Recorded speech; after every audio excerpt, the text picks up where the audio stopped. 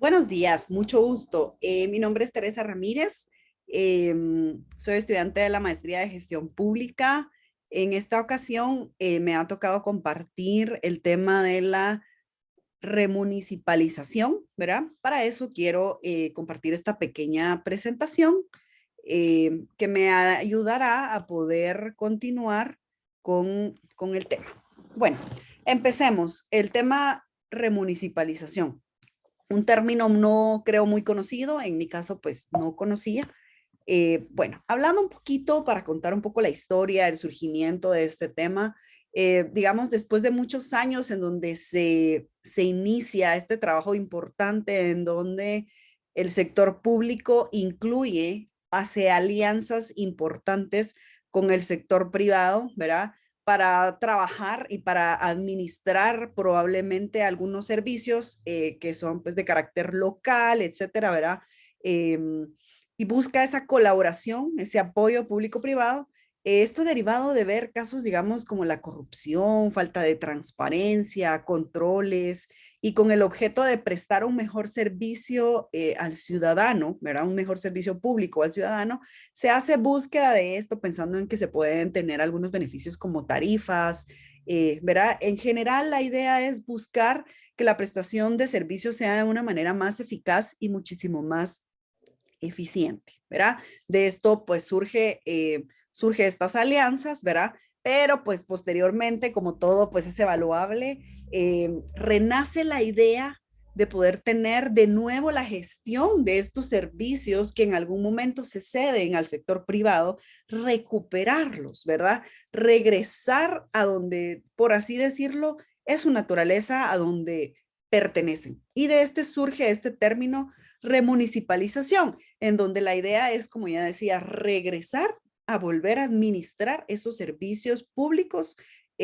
dentro de las municipalidades eh, a través de este término, ¿verdad? Se busca una forma indirecta de manejo, pero ahora la idea es tener nuevamente el manejo de una forma pues directa, ¿verdad? Y pues es en donde surge, digamos, este nuevo término, pues importante, ¿verdad?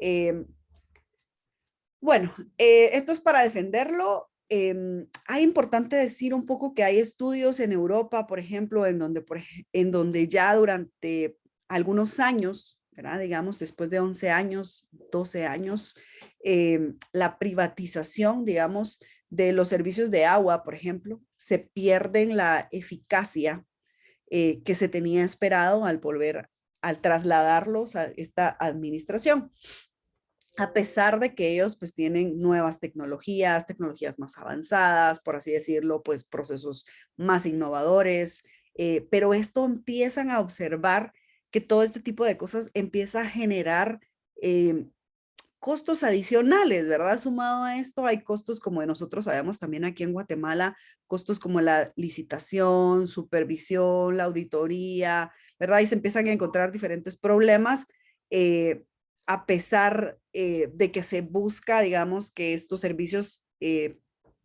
estén mejor administrados, ¿verdad? Que todo nace por estar mejor. Entonces, bueno, decimos regresemos, ¿verdad? Y entonces aquí empezamos a hablar un poco sobre las ventajas y desventajas, los pros y contras, podemos decirlo. Yo he citado estos, hay muchísimos más. Digamos, es decir, si son equitativas o no la calidad del servicio al trasladarlo a un tercero, ¿verdad? O a un privado, hablando en términos mejor dichos. ¿Son equitativos realmente los precios cuando se da esta administración o serán más equitativos a la hora de recuperar y remunicipalizarlos?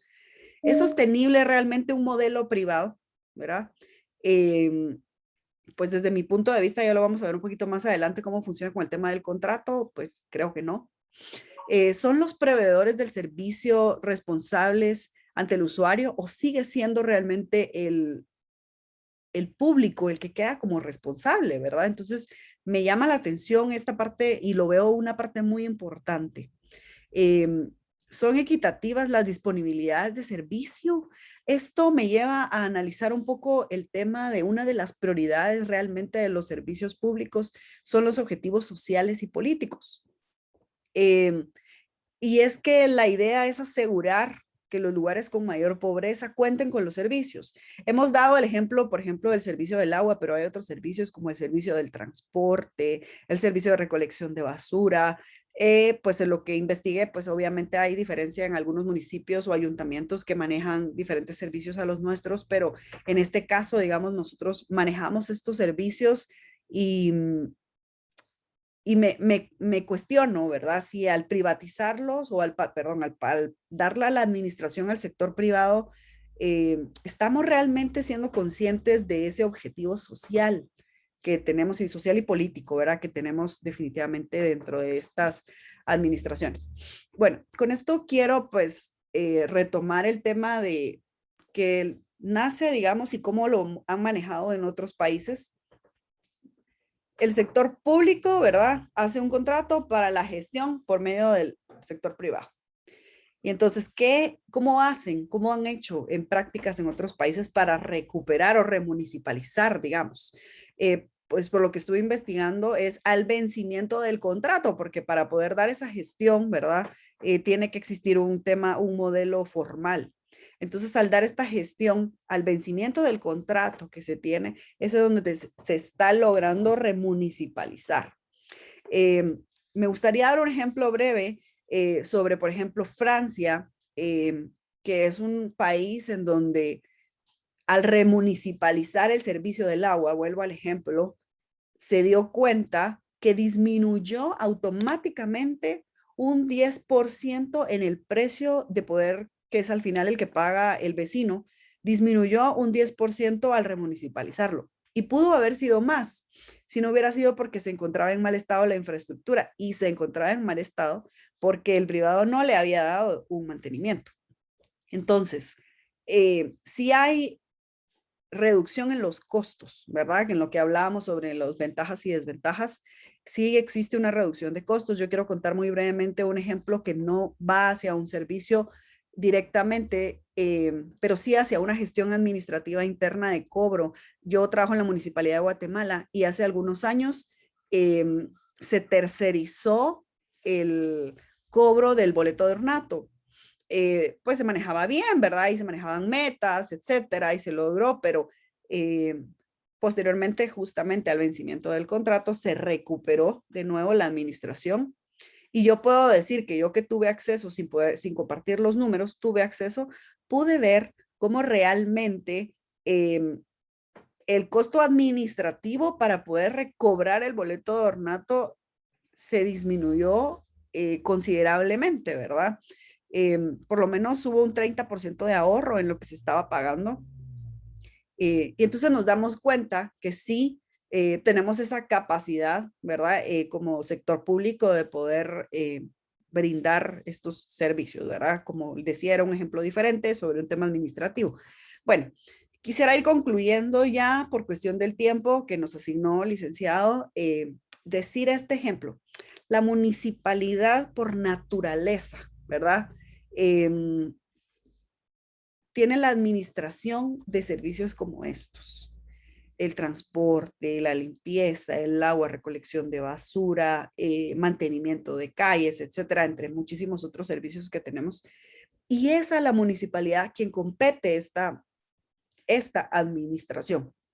Desde mi punto de vista, es apropiado este término de remunicipalización en este sentido. Y quisiera ir concluyendo hablando un poco sobre la importancia de la especialización que se tiene últimamente de los servidores públicos, maestrías como esta en gestión pública, licenciaturas, capacitaciones en otro sentido, etcétera, así como la gobernabilidad que nos ha buscado a mejorar nuestros procesos internos, a mejorar estas capacidades de nosotros los servidores públicos. Creo que esto también demuestra lo importante de recuperar la administración de estos servicios, que desde mi punto de vista es correcto, y es en donde debería estar pues esta administración. Bueno, muchísimas gracias. Yo termino acá mi presentación. Queda un poco corto el tiempo para hablar de todo lo que es, pero muchísimas gracias. Un tema interesante.